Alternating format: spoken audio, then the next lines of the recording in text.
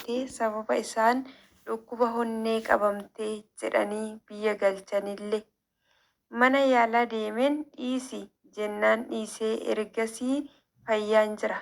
Kanaaf shamarran keenya akka hin fayyadamne Ashama rikafuni ordoftoota koo nagaa lafa jirtanitti isiniif haa ta'u akkam jirtu nagaa keessanii annagaa rabbiin haa galatu jechaati haara kan dhuftanii noora baga nagaan dhuftanii hanaa dhufu isiniin jireera akkasuma immoo jali qabaa kaatanii yeroo hundumayyuu dadhabne otoo hin jedhin kan na jajjabeessaa na duukaa kan turtanii galanni keessan guddaadha isiniin jedha yaadaan laayik gochuudha shiir gochuudhaan isiniin jira obboloota koo anis immoo kinooyi arra jechuudha waan obboleettiin koo tokko naaf barreessite isiniif qabadhee dhufee jira jechuudha. Kanaafiyyuu keessumaa namoonni biyya namaa keessa jiraatanii shamarranis ta'ee dhiirotas ta'ee namoonni niskeffee kana fayyadamtanii arra gara isin kutachiisuudhaafiin dhufee jira jechuudha. Maaliif fayyaa ofiitu caala fayyaa ofii wanti caalu hin jiru waan ta'eef isiniin jedha viidiyoo kana hanga dhumaatti dhaggeeffattanii warroonni mudannoo waan kanarratti illee qabdanii akkuma mucayyoo kanaa jechuudha yaada keessanii koobintii jalatti qooduutii dandeessu namoonni hedduun jechuudha waa'ee waan tokko irratti yeroo isiniif darbu mudannoo namoota tokko irraa lakkii sobaa aniyyuu fayyadamaan jira omaan angoonee maal jettu jechuudha maaliif qaamni keenya akka nama isa tokkotti dafee ariifatee dhukkuba nurratti mul'isuutii dhiisuu danda'a jechuudha. Darbees immoo jarrillee jechuudha yeroo hedduu araboonni fayyadamu jechuudha. Haa ta'uyyuu malee isaanii akkamitti fayyadamu isaa fayyaa isaaniitii maal jettu jechuudha yeroo hedduu araboonni kan isaan fayyadaman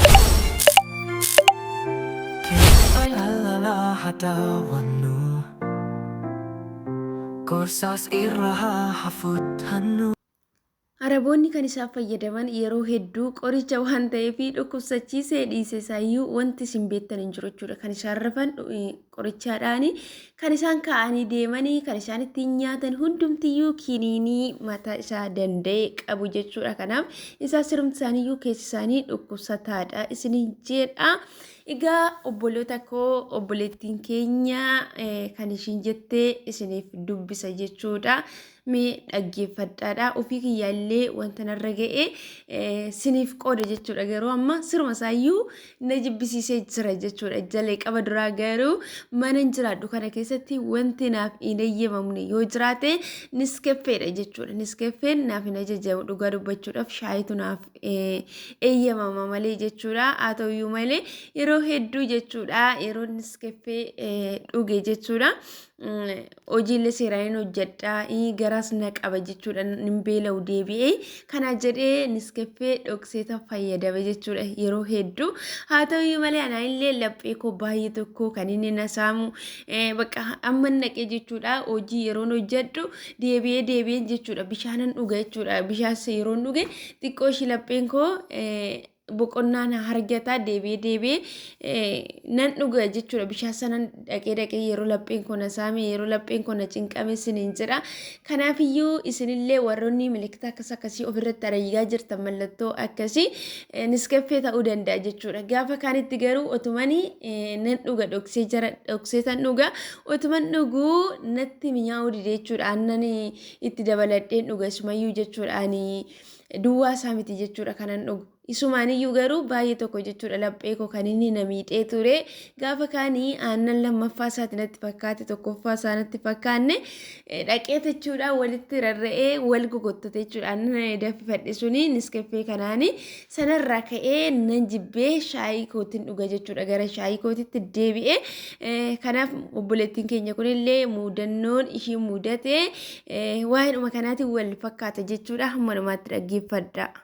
Hordoftoota kee qaqqabsiisi. Irra caala obboloota keenya mana madaamii keessa hojjetanii fi akka isaan ofii hin dhabne ani waan miidhameef akkuma beekamu dadhabbiin nurraa kaasu jennee niskeffee fayyadamna. Kuni dhiibbaa guddaa qaba. Ani mataa kiyyaan kunoo na dhukkubeen mana yaalaa deeme. Ani isa yoon dhuge malee iji lafa nan argu nan dadhaba na aarsa gara duwwaattin dhuga booddee garuu laphee na cannaquu eegale. Nyaata na dhorke waanan godhun dhabe koshooroo yookiis buskuutii nyaadha. Booddee deemsa keessa laphee koo baay'ee dadhabe. Amma lafti naan marutti. Ana qofa miti hiriyyaan kiyyas ni fayyadamti. Ishiin kunoo mana yaalaa geeffamtee sababa isaan dhukkuba onnee qabamtee jedhanii biyya galchanillee. Mana yaalaa deemeen dhiisi jennaan dhiisee ergasii fayyaan jira. Kanaaf shamarran keenya akka hin fayyadamne ergaa dabarsiif. Dhukkuba onneen qabamuun abdii jireenyaa fixachuudha. Adaraa kee obbolaa keenyaa qoodi. Yoo dirqama itti ta'ellee qursii erga nyaatanii aannan haa fayyadaman malee akka rakkinatti hin galle.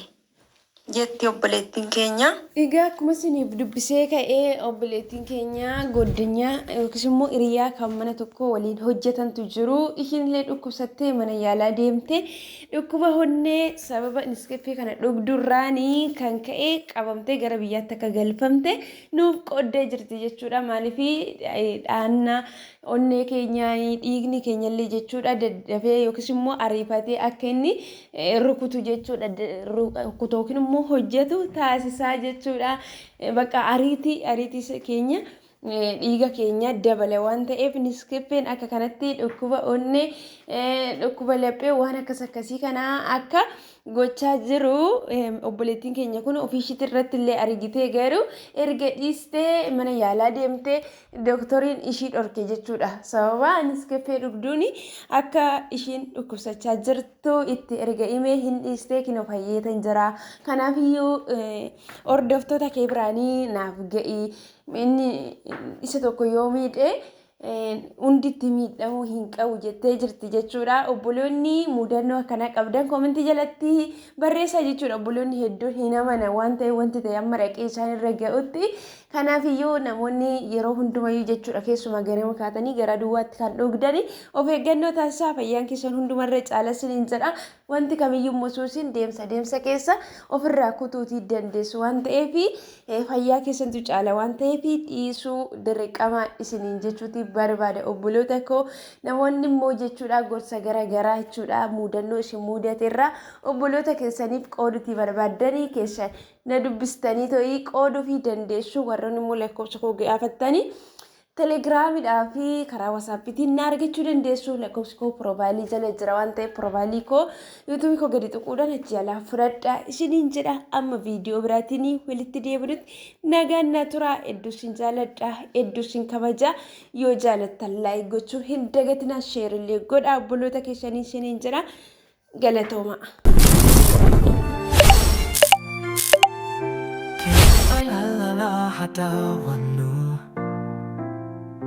Korsas irra hafut hannu